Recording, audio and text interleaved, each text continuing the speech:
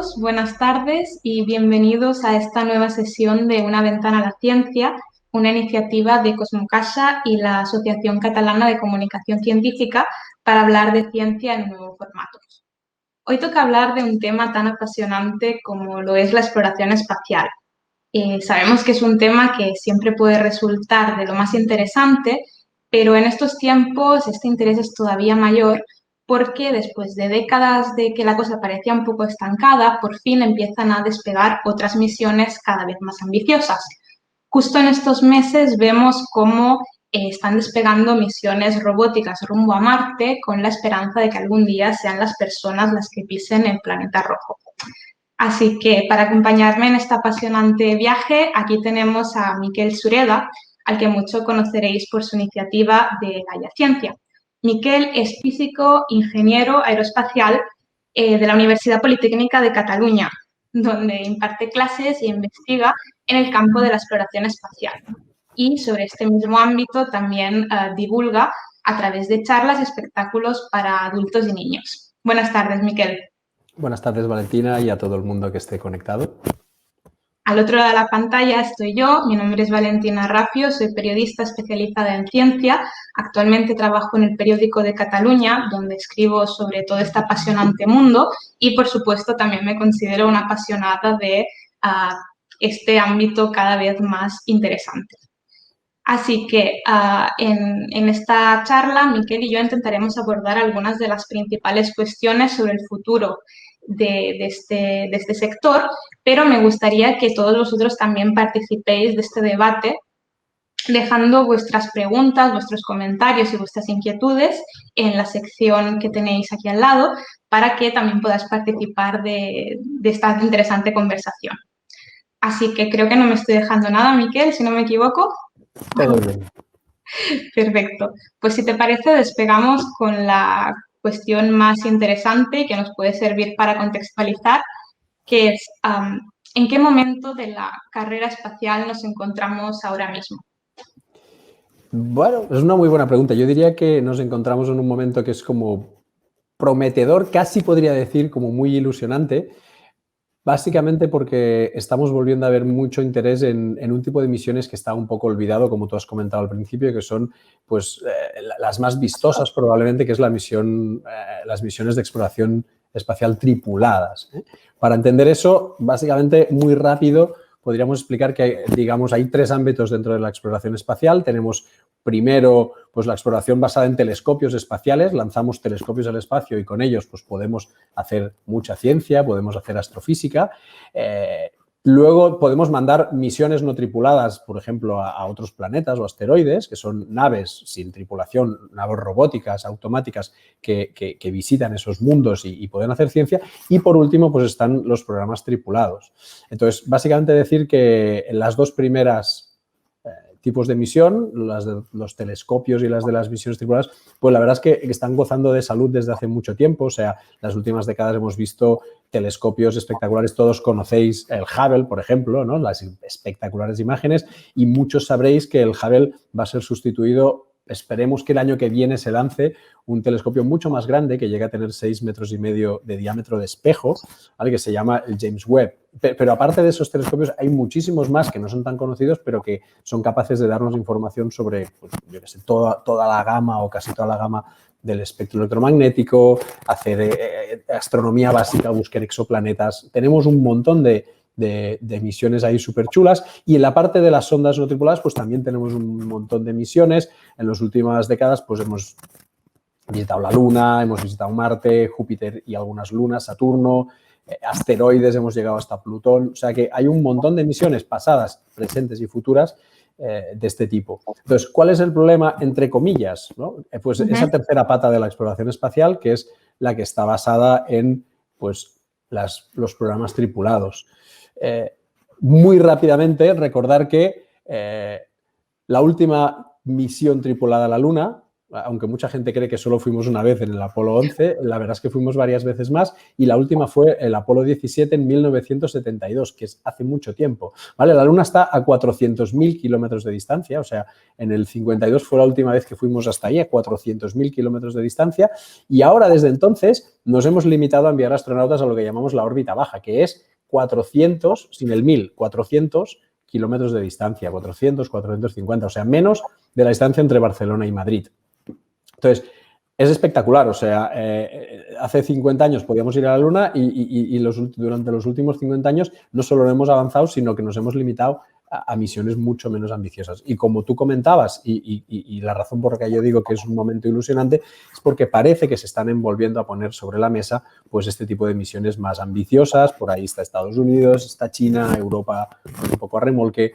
Podemos hablar ahora de este nuevo, digamos, boom e interés por misiones tripuladas que al final son, digamos, las que hacen avanzar más la tecnología.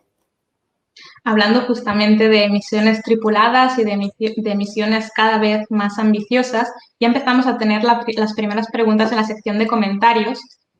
Alberto Muriel, a las 7:03, o sea que muy rápidamente, nos ha preguntado qué opinas de la inversión privada, y a continuación también tenemos otra pregunta de Aurelio López Muñoz, que también viene a preguntar un poco lo mismo de ¿qué opinión tenemos de estas colaboraciones entre estatal, privado, para llegar cada vez más lejos? Entiendo que las dos preguntas están planteadas desde perspectivas diferentes, pero acaban planteando la misma cuestión. Para llegar cada vez más lejos y para tener objetivos cada vez más ambiciosos, ¿necesitamos esta colaboración? ¿Es una alternativa? ¿Es un complemento? ¿Cómo lo es? Yo creo que es imprescindible y yo creo, de hecho, que gran parte de la razón por la que estamos viendo un nuevo interés tiene que ver con eso. No solo empresas privadas, sino nuevos actores. Hay un actor muy importante ahora mismo que está, digamos, revolucionando un poco todo, aunque con perfil muy bajo, al que es la Agencia Espacial China.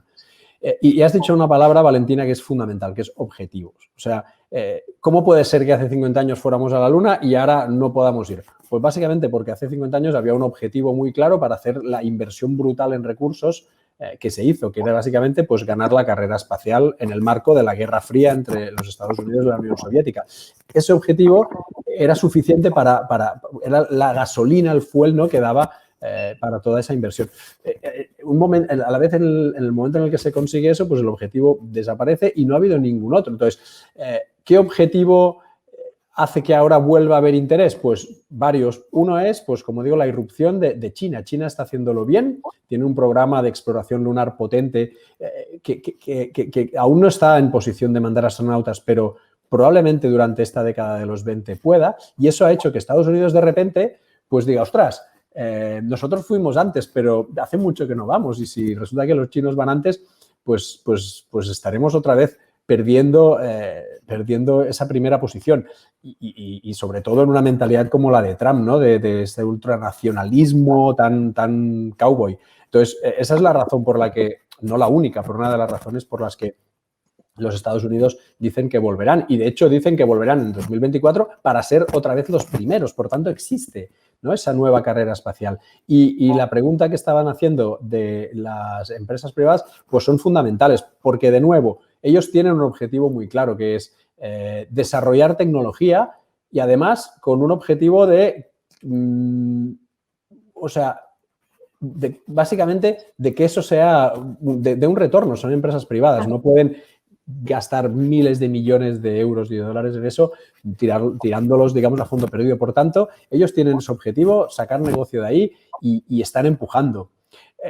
Respecto a eso, me parece muy importante y muy interesante, lo uso a veces, una metáfora que usa Robert Zubrin, que algunos le conoceréis porque es el fundador de la Mars Society, ¿vale? Que él es muy crítico con la manera en la que tiene la NASA de enfocar una posible misión a Marte, ¿no? Él trabajaba en la NASA y cuando se dio cuenta de lo complicado que eran las misiones que estaba diseñando la NASA para ir a Marte, se fue y empezó a hacer un poco de advocacy, o sea, de intentar impulsar maneras más sencillas de ir a Marte. ¿Vale? Y entonces él siempre dice lo mismo, dice, si tú coges y te preguntas cuál es la cantidad de cuerda que tengo que usar para unir dos postes que están separados, pongamos, 50 metros de distancia, la respuesta cambia mucho en función de si lo que quieres es unir esos dos postes, que entonces la respuesta es obvia, son 50 metros de cuerda para unirlos, pero la respuesta es muy diferente si tu objetivo es vender cuerda. Si tu objetivo es vender cuerda, no vas a hacer que sean solo 50 metros, ya te lo vas a montar para que tenga que ir para abajo, para arriba, dar 2 vueltas a un árbol para poder vender 500. Un poco la idea es esa. La NASA, no, evidentemente que quiere ir a Marte, evidentemente que quiere ir a la Luna, pero el administrador de la NASA tiene que dar trabajo a miles de trabajadores. Por tanto, si yo tengo una gente que sabe hacer una estación espacial, por ejemplo, pues ya me lo miraré para que para ir a la Luna tengamos que hacer una estación espacial orbitando, que se llama Gateway. A lo mejor no es imprescindible y encarece el proyecto, pero es que yo tengo que dar de comer a esa gente. Por tanto, las agencias públicas tienen ese problema, que por encima de la agenda real, que es ir a Marte, ir a la Luna, tienen otra agenda mucho más mundana, que es, tengo un montón de gente especialista en diferentes ámbitos y tengo que dar de comer a toda esa gente. Las empresas privadas no tienen ese problema en general. Entonces, la irrupción de SpaceX, y no solo SpaceX, también está Blue Origin, o sea, SpaceX es, digamos, la más visible y de hecho es la que está más adelantada, pero está pudiendo realmente hacer que la tecnología avance muy rápido porque tienen objetivos mucho más claros. Claro. Hasta ahora hemos hablado un poco de nacionalismos, de cómo esto impulsa la carrera espacial y de nuevos actores. En la sección de comentarios tenemos a Encarna, que a las 7:09 nos ha preguntado si Europa efectivamente se está quedando atrás en este nuevo proceso de carrera espacial con objetivos distintos, un poco en cuanto a alcance, pero también en cuanto a relato. Entiendo que el relato ya no es el mismo. En todo este panorama, ¿Europa se ha quedado atrás? ¿Qué rol está jugando en esta nueva etapa de la carrera espacial? Bueno, Europa no es que se esté quedando atrás ahora respecto a cómo ha funcionado en las últimas décadas. Europa, el rol de Europa siempre ha sido digamos, es múltiple. Si hablamos de, por ejemplo, de telescopios, como estaba diciendo antes, o de sondas no tripuladas, Europa tiene misiones muy potentes y, de hecho, para mí algunas de las misiones más importantes de la última década han sido realizadas desde la Agencia Espacial Europea. Europa se queda atrás, pero desde el principio cuando se trata de misiones tripuladas, ¿vale? El programa Europa tiene un programa, hay mucha gente que piensa que no, pero Europa tiene un programa específico de misiones tripuladas porque tiene astronautas propios, porque tiene astronautas que están subiendo a la Estación Espacial Internacional y, de hecho, la Estación Espacial Internacional, que es un laboratorio, de hecho está aquí, no sé si se ve, pero es un laboratorio que está orbitando la Tierra a 400 kilómetros de altura y con gente ahí que está de manera permanente, pues Europa tiene un módulo en esa estación, un módulo pequeñito que es operado desde la Agencia Espacial Europea y entonces tiene astronautas, en general es uno, en la ESA. Por tanto, tiene ese programa tripulado. Lo que no tiene y no pretende tener es pues capacidad, por ejemplo, de poner astronautas en órbita. Y tampoco pretende liderar programas de tripulados pues ambiciosos. No vamos a escuchar a Europa diciendo vamos a liderar un programa para enviar un astronauta a la Luna o para enviar un astronauta a Marte. Entonces, ¿se queda atrás? Bueno, lo que hace Europa es ir siempre un poco a rebufo básicamente de NASA, de la agencia de los Estados Unidos. Pero es que al final es un tema de recursos y de presupuesto. También, o sea, nos podríamos meter, eso daría para una charla entera, ¿eh? Yo, por ejemplo, soy crítico con la filosofía de trabajo de la Agencia Espacial Europea. Pero la realidad de los números es que si tú miras el presupuesto, la Agencia Espacial Europea tiene un presupuesto menor, o sea, es un presupuesto grande, estamos hablando de millones de dólares, de muchos, pero es un presupuesto menor comparado con la NASA, incluso con lo que destinan otras agencias. Por tanto, se está quedando atrás. Digamos que tiene un papel siempre un poco secundario, pero, sin embargo, es importante. Por ejemplo, en el programa hemos hablado, no sé si hemos dicho específicamente el nombre, pero hemos dicho los Estados Unidos quiere volver a la Luna en esta próxima década. Bueno, el programa se llama Artemisa, ¿no? Artemisa, haciendo un poco referencia a que no solo quiere volver a la Luna, sino que quiere que la primera persona que vuelva a pisar la Luna sea una mujer. Entonces, Artemisa es como la versión femenina de Apolo. Entonces, en esa misión Artemisa, en realidad no van solos los Estados Unidos. Los Estados Unidos lideran la misión, pero Europa tiene un papel ahí también y tiene encargado el diseño y fabricación de partes de un módulo. Por tanto, digamos, somos como el primo pequeño de quien toque. Sí, yo creo que en las siguientes misiones acabaremos viendo colaboraciones público-privadas, pero también entre agencias y entre actores que hasta ahora no habían acabado de unirse. Y sobre todo me parece muy interesante lo que comentas del cambio de relato. Efectivamente, se quiere volver a pisar la Luna y en un futuro Marte, pero con un nuevo relato, ¿no? El tema de que las siguientes en conquistar un suelo extraterrestre que sean las mujeres también nos indica que la carrera se repite, pero no con los mismos pasos, ¿no? Que también es bastante interesante. Si te parece, pasamos a otra de las cuestiones que resultan muy interesantes, sobre todo para los que nos interesa el tema, pero no estamos muy al tanto con el calendario, que es cuáles son las siguientes misiones a las que deberíamos prestar atención, hacia dónde se dirigen, qué plantean y un poco si nos puede hacer una panorámica de lo que se avecina. Pues claro, sí, la verdad es que misiones hay un montón. Si nos ponemos en el presente y el futuro muy próximo, pues se nos baja un poco o sea, no son tan espectaculares como lo que estábamos hablando ahora de volver a la Luna, una mujer pisando la Luna, yendo a Marte, pero igual son importantes desde el punto de vista científico y también porque de alguna forma están allanando el camino para esas futuras misiones más espectaculares. Entonces, así lo más inmediato que tenemos, no ni futuro, sino presente y en un pasado muy inmediato, pues os habéis dado cuenta, como ha comentado Valentina, que Marte este verano pues está de moda. Y eso no es casualidad, no es que de repente, como pasa cuando Zara decide que lo que mola son las rayas negras o tal, no es que ahora alguien haya decidido que Marte mola, sino básicamente es que se produce una conjunción, digamos, de geométrica entre las posiciones relativas de la Tierra y Marte cada 26 meses más o menos, que hace que haya momentos, lo que llamamos ventanas de lanzamiento, en los que es óptimo pues lanzar misiones desde la Tierra a Marte. Y ahora estamos justo dentro de esa ventana. Empezó hace un mes más o menos y acaba en una semana y poco. Por tanto, todas las misiones que se estaban haciendo en los últimos años pues estaban enfocando justo a este verano.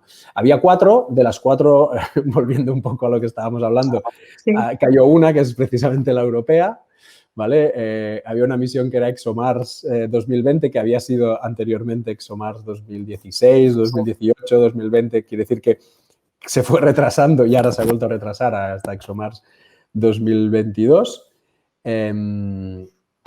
Europa cayó, pero han habido ya 2 misiones lanzadas y pues hay una tercera para este jueves.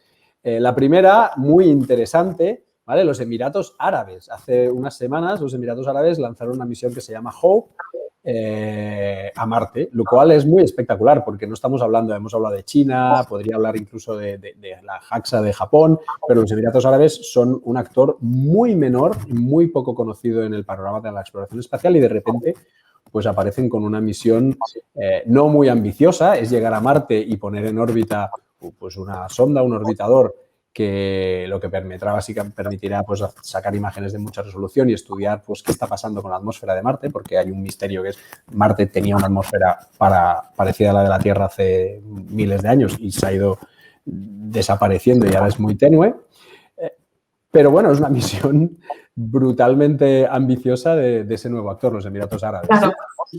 Esta se lanzó hace unas semanas y justo la semana pasada, el jueves, creo que fue, la Agencia Espacial China, que estoy hablando ya en varias ocasiones de que está ahí dando muchas noticias, pues mandó una misión que se llama Tianwen-1 en un cohete muy potente que tienen, que es el Larga Marcha 5 y bueno, esa misión también es muy ambiciosa, igual que lo que están haciendo en la Luna, porque en una única misión tienen un orbitador, un módulo que aterrizará y un pequeño rover. Por tanto, de no haber ido nunca, intentarán aterrizar, intentarán poner un rover. Aterrizar en Marte, para los que no sean muy expertos, iba a decir es jodido, pero como estamos en horario infantil diré, es difícil, es muy difícil. De hecho, la experiencia dice que más de la mitad de las misiones que han pretendido aterrizar en Marte no lo han conseguido. No lo han conseguido, quiere decir básicamente que se han espachurrado contra la superficie marciana.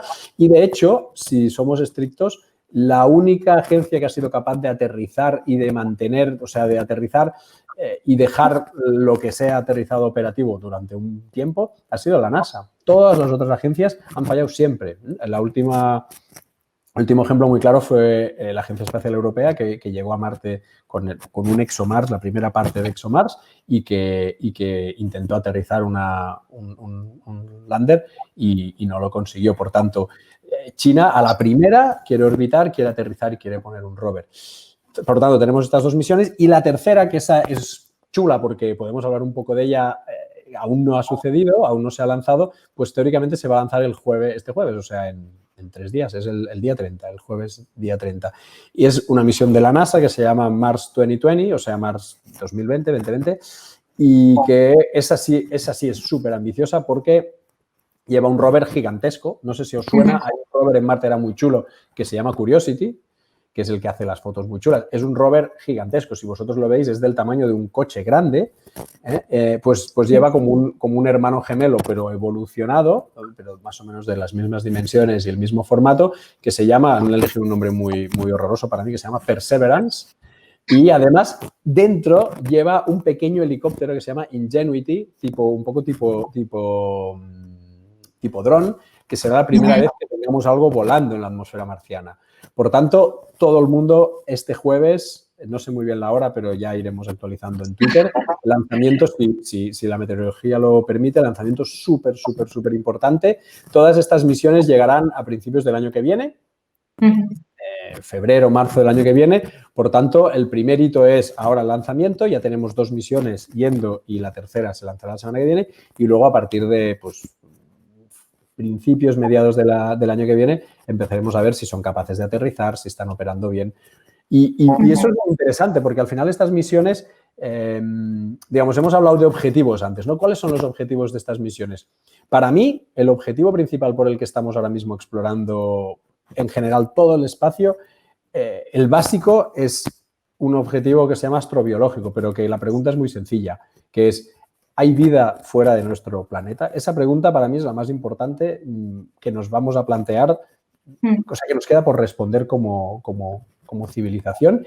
Y al final todas estas misiones, de alguna forma o de otra, están poniendo su granito de arena para intentar contestarla. Sobre todo, claro, este rover, el Perseverance, pues está enfocado no a buscar vida ahora, pero sí a intentar responder la pregunta de si hubo vida en el pasado. Hace un momento, cuando planteábamos las expectativas de esta nueva carrera espacial, hablábamos mucho de colaboración, ¿no? De actores que se unen para alcanzar algo muy ambicioso. Pero ahora, cuando ya bajamos al detalle, vemos que las misiones que actualmente están despegando llevan el nombre del propio país. Quiero decir, China va a Marte, Estados Unidos se propone volver a Marte. Así que aquí surge un poco la pregunta que de hecho está planteando una de nuestras espectadoras, Eva, a las 7:13, plantea: ¿acaso no hay acuerdos entre varios países para alcanzar Marte en colaboración? Y la pregunta vuelve a ser un poco la misma. ¿Vamos por separado y damos un golpe sobre la mesa? ¿Colaboramos? ¿Cómo crees que se llegará a Marte? Sí, esa pregunta es muy buena y de hecho es verdad que me disculpo porque en alguna pregunta anterior hablando de SpaceX sí que han hablado de esa colaboración y no le he tocado. Ya hay mucha colaboración, o sea, muchas veces se habla de, ¿no? Pues, por ejemplo, el programa Artemisa. Los Estados Unidos quieren volver a la Luna.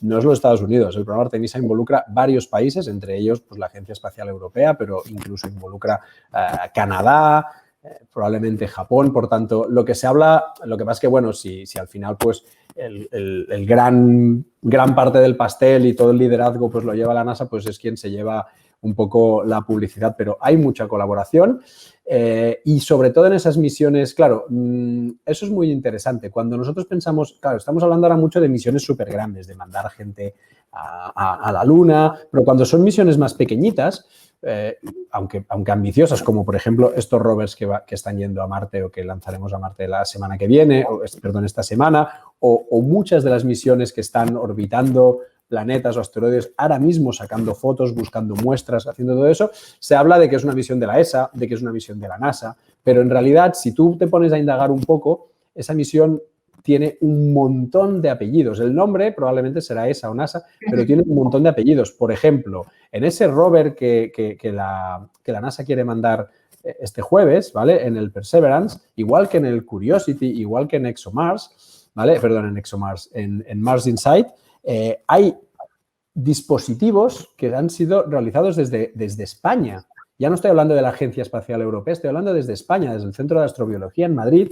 Por tanto, si tú te pones a rascar desde la propia UPC, desde la Universidad de Barcelona, que es mi entorno, hay implicación en un montón de esos proyectos. Lo que pasa es que no puedes decir, la UPC lanza un satélite o lanza la misión LISA, Pathfinder, no, pero si tú indagas, hay investigadores que han diseñado partes o que están trabajando con los datos para hacer ciencia, por tanto, colaboración hay muchísima. Y respondiendo a la pregunta de si se necesita esa colaboración en el futuro para estas misiones más ambiciosas, absolutamente. O sea, la única forma en la que vamos a ir a Marte va a ser, según mi opinión, a no ser que esperemos 200 años más, pero va a ser mediante la colaboración de agencias y de agencias con empresa privada. Por tanto, yo apuesto por una apuesta planetaria. En su momento, el programa Apolo es una apuesta de país súper fuerte de los Estados Unidos para llegar a la Luna. El nivel de inversión en esa época fue descomunal. Se llegó a llevar cerca casi del 5% de todo el presupuesto,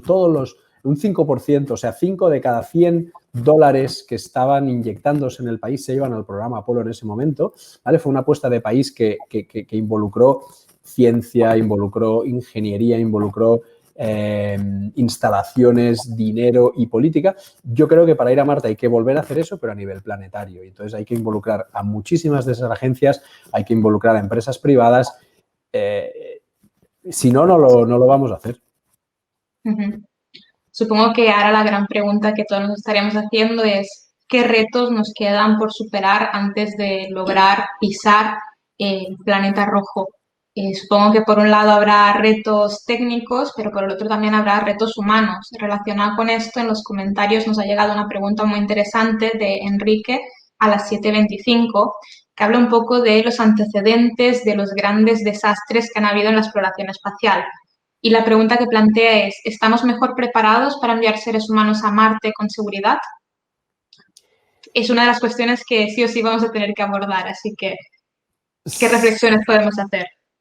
Pues aquí la pregunta se mezcla, o sea, hay como varias preguntas aquí, porque sí, primero dice, han ocurrido desastres, efectivamente, aunque pocos para lo que podría haber sido, o sea, realmente si tú miras, porque habla del Apolo 1, el Apolo 1, digamos, es una misión que no estaba volando, era una misión de demostrador en tierra, habla evidentemente del transbordador espacial, han habido otros accidentes con muertos, pero muy poquitos, el número de astronautas muertos en el espacio es muy bajo para el nivel de dificultad, porque es que ir al espacio es muy difícil. Pensad que muchos de esos accidentes y sobre todo gente que ha fallecido, han sido durante el lanzamiento o durante la reentrada. Salir de la Tierra es muy complejo, ¿vale? Porque básicamente estás montado encima de un misil.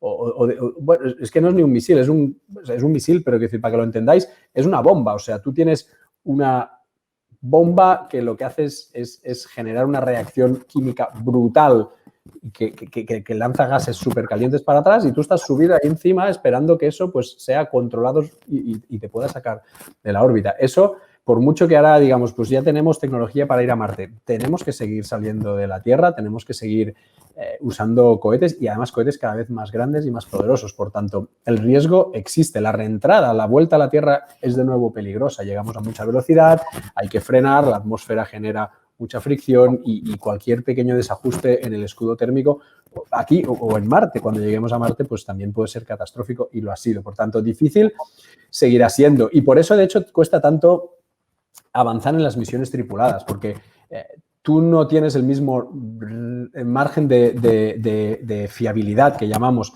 a una misión en la que estás lanzando un satélite, un lanzador que está hecho para lanzar satélites o sondas, no tiene que ser tan seguro como un lanzador que está hecho para lanzar astronautas, personas. Por tanto, el riesgo está, evidentemente, cuando lanzamos personas, cuando la misión involucra personas, todo el nivel de seguridad se sube muchísimo, pero eso, primero, no reduce el riesgo a cero y segundo, encarece y complica muchísimo más la misión. Por tanto, y cuando vayamos a Marte, ¿será 100% seguro? Difícil. ¿Por qué? Tú me hablabas de los retos. ¿Cuáles son los retos? Retos tecnológicos para mí no hay tantísimos. Hay algunos, pero en realidad lo que es el vehículo espacial, lo que es el lanzador, lo que es el sistema de propulsión, lo que es aterrizar ahora mismo, digamos, no es que lo tengamos, pero no lo veo imposible en pocos años vista.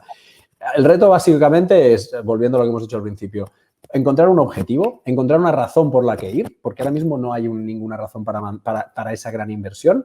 La razón puede ser... la ciencia no lo será. Desgraciadamente, la ciencia nunca pagará ese dinero.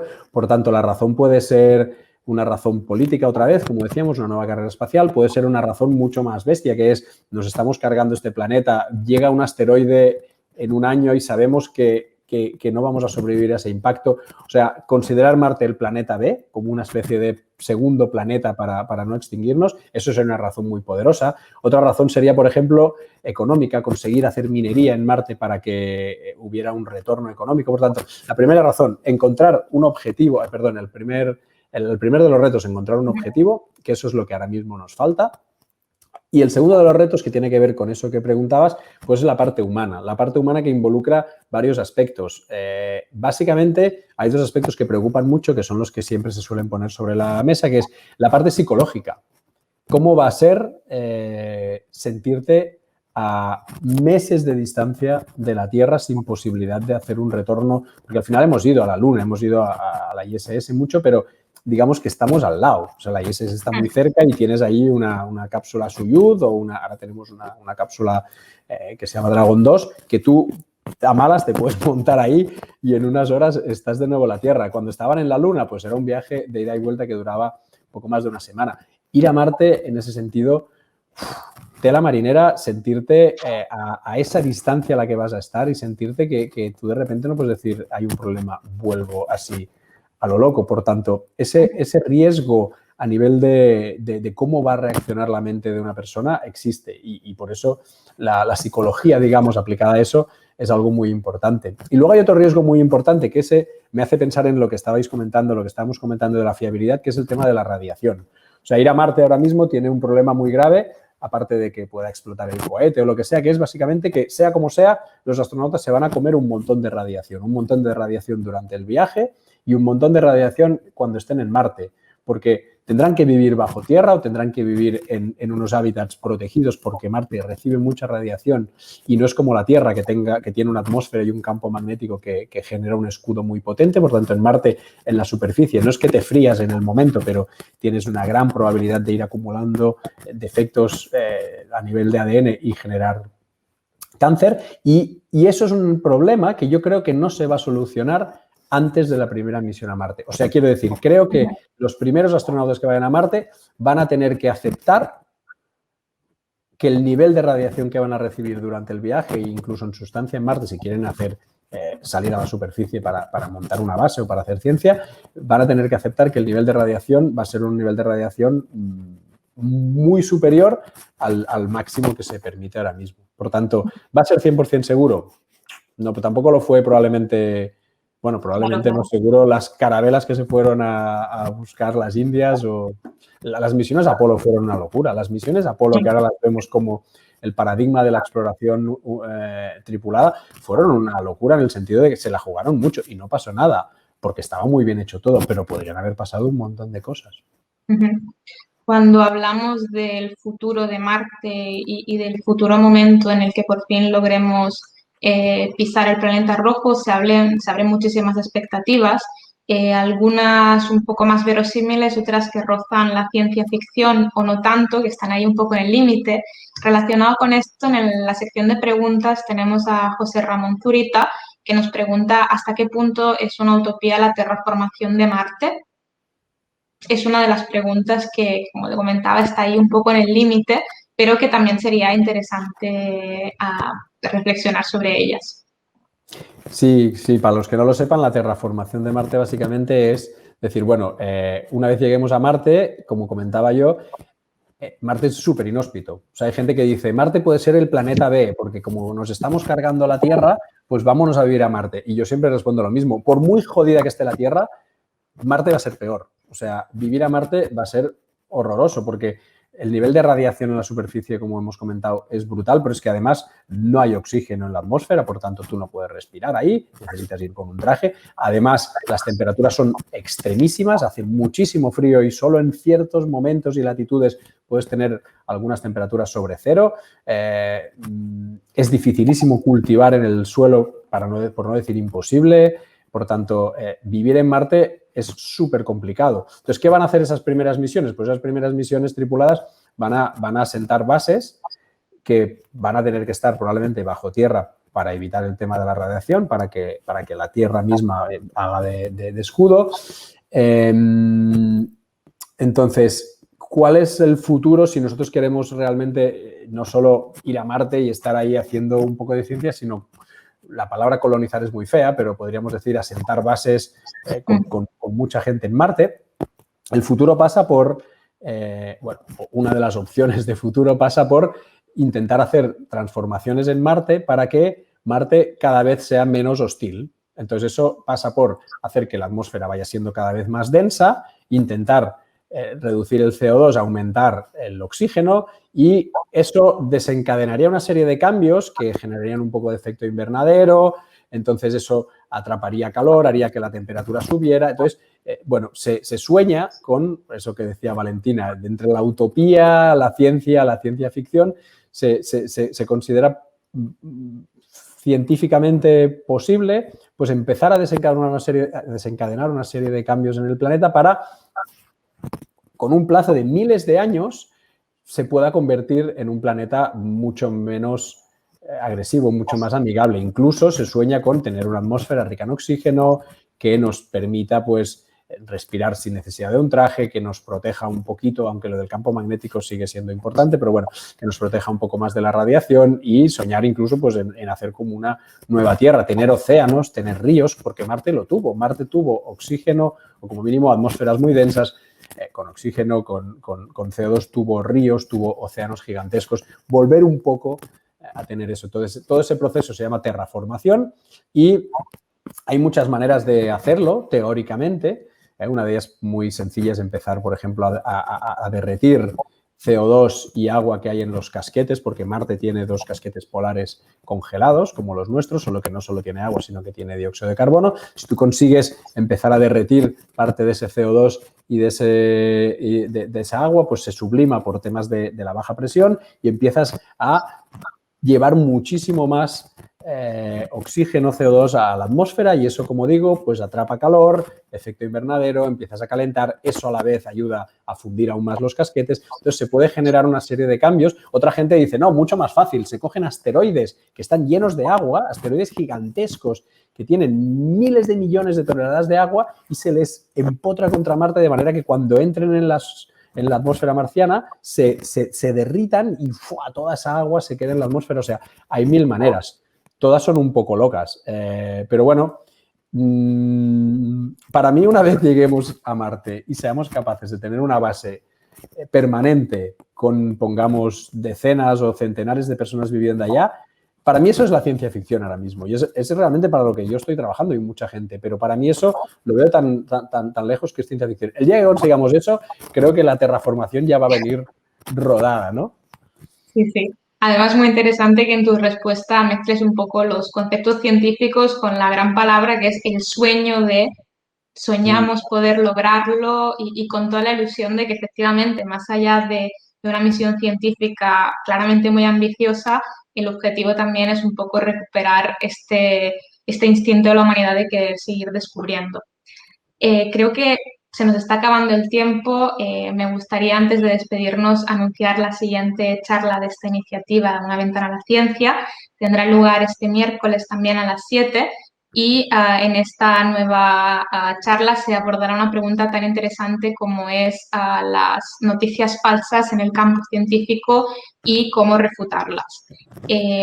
La iniciativa contará con las voces de Sandra Ortonoves, conocida como La Hiperactina, y Raúl Torán, presidente de la Asociación Catalana de Comunicación Científica. Y a partir de estas dos voces supongo que el debate será muy interesante. Yo estaré al otro lado de la pantalla también siguiendo todas sus aportaciones. Yo también. Sí. Así que hasta aquí la charla de hoy. Muchísimas gracias, Miquel, por acompañarnos esta tarde. Gracias, Valentina, y a todo el mundo, y a la CCC, a Cosmocaixa. Esperemos que podamos seguir con esta iniciativa tan chula en septiembre. Y bueno, pues todos a soñar que algún día iremos más allá de nuestro planeta. Y sí, gracias a todos los que nos habéis seguido. Espero que hayáis disfrutado muchísimo de esta charla y que sigáis disfrutando de la divulgación científica. Y hasta aquí la ventana a la ciencia.